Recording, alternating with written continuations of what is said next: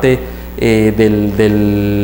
la tasa de oportunidad del inversionista y se pone a traer pues el riesgo, la tasa libre de riesgo, la prima de mercado, el beta apalancado que desapalancado, le sumas el riesgo país, muchas veces le sumas el riesgo por prima la prima por el tamaño de la empresa, la devaluación entre el peso y el dólar. Entonces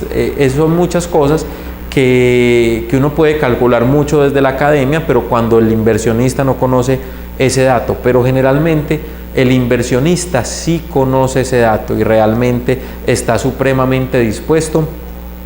a entregarlo y decir, vea, yo siempre espero ganar en cada una de las cosas que yo hago el 30%, o espero ganar el 15%, o espero ganar el 20%. Y aquí también hay una diferencia bien grande que quiero que quede clara, y es que mucha gente, muchas veces,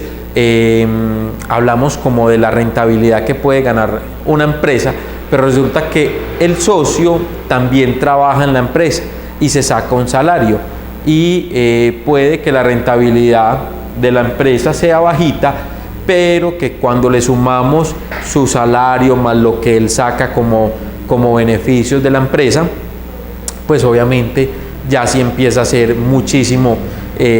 más alto que esta tasa de interés mínima de retorno. Entonces, cuando hagamos en la parte práctica, pues vamos a calcular realmente cómo se hace un WACC o un costo promedio ponderado de capital, y cómo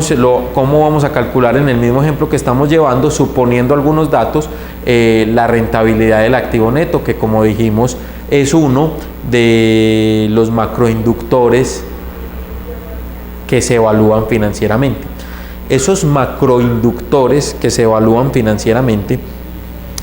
tienen que ver con si la empresa en realidad en el tiempo genera valor o no. O sea que esta rentabilidad del activo neto no es solamente que sea mayor que el costo del capital, eso puede pasar en un periodo,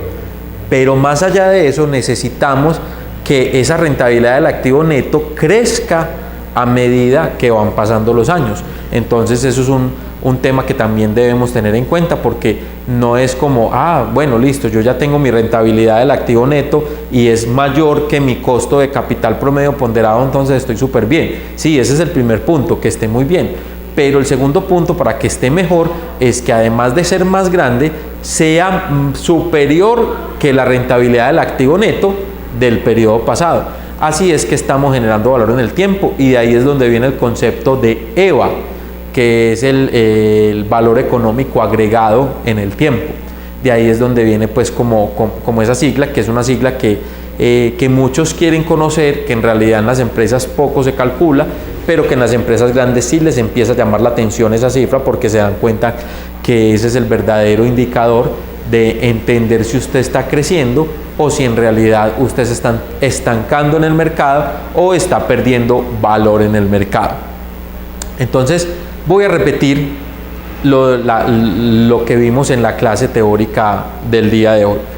Entonces, en la clase teórica del día de hoy estuvimos viendo la rentabilidad del activo neto de operación. En la rentabilidad del activo neto de operación, entonces recuerden que está la utilidad operativa después de impuestos, que la utilidad operativa después de impuestos se saca de la utilidad operacional, descontándole la parte de impuestos sobre la renta, sobre los activos netos de operación, que los activos netos de operación, como lo dijimos, va a ser todo el pasivo más patrimonio, restándole esas cuentas por pagar o proveedores, y de ahí ya sacamos la rentabilidad del activo neto de operación, que eso lo comparamos con el costo del capital promedio ponderado, más conocido como WACC o CQ, que es costo de capital. Ese costo de capital, que obviamente lo sacamos una parte por la parte del inversionista, que recuerden que entonces veíamos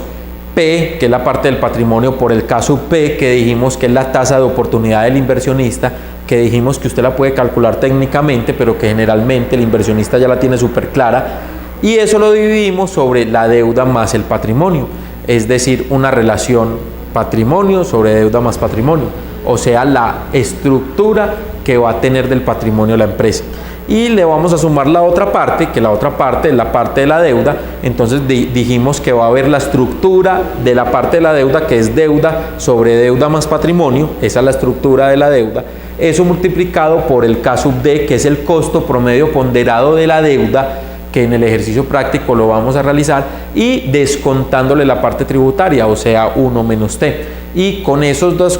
fracciones, pues lo que hacemos es sumarla y ahí encontramos el costo de capital, el costo promedio ponderado de capital o el WACC.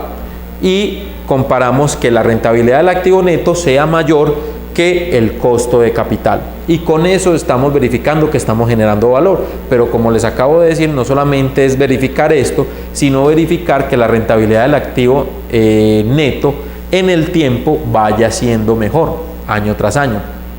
Bueno, entonces hasta aquí vamos a revisar esta parte teórica. Ya les voy a enviar también el video con la parte práctica para que tengamos toda la clase completa sobre este macroinductor de valor que es la rentabilidad del activo neto. Muchísimas gracias.